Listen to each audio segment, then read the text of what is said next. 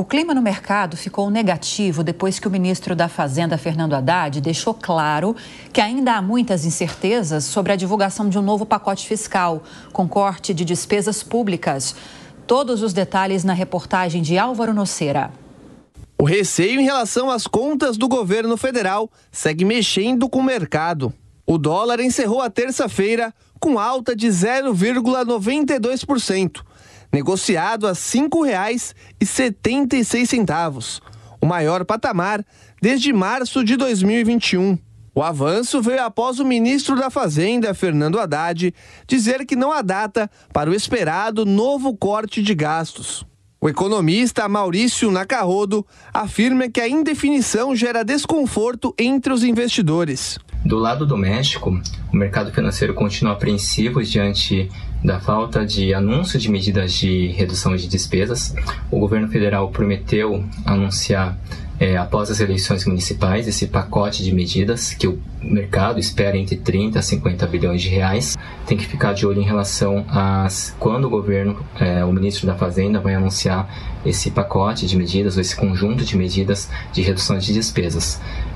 O momento do anúncio e principalmente o conjunto em si das medidas, se são medidas que no total levam aí a um corte expressivo ali de despesas e de uma forma sustentável ali que o mercado enxergue que vai ajudar na trajetória mais suave de elevação do endividamento público e redução do déficit primário. O cenário internacional incerto também contribui para a alta do dólar. Isso porque o mercado financeiro está apreensivo com o resultado das eleições americanas entre Donald Trump e Kamala Harris.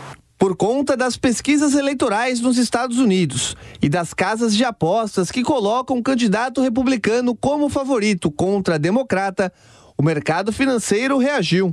A agenda econômica de Trump prevê um dólar forte, enfraquecendo economias emergentes, como avalia o economista André Perfeito. Se o Trump ganhar, há sinais claros por parte da orientação econômica que ele quer dar, que ele vai fazer uma espécie de rearranjo no comércio internacional. Aí fica a dúvida, né? Quem vão ser os ganhadores ou perdedores? Isso acaba fortalecendo o dólar, sem contar que a política do Trump tende a fazer que os juros nos Estados Unidos não caia tanto, que também por si só favorece o dólar. Isso daí não é só contra o real que vai sofrer, mas a maioria dos países emergentes e também da Europa devem sofrer com essa mudança do governo dos Estados Unidos. Maurício Nacarrodo acredita que as promessas do candidato, se colocadas em prática, podem afetar o Brasil. Tem como principal pauta a sobretaxação de produtos chineses em até 60%, sobretaxar mercadorias de outros países entre 10% a 20%,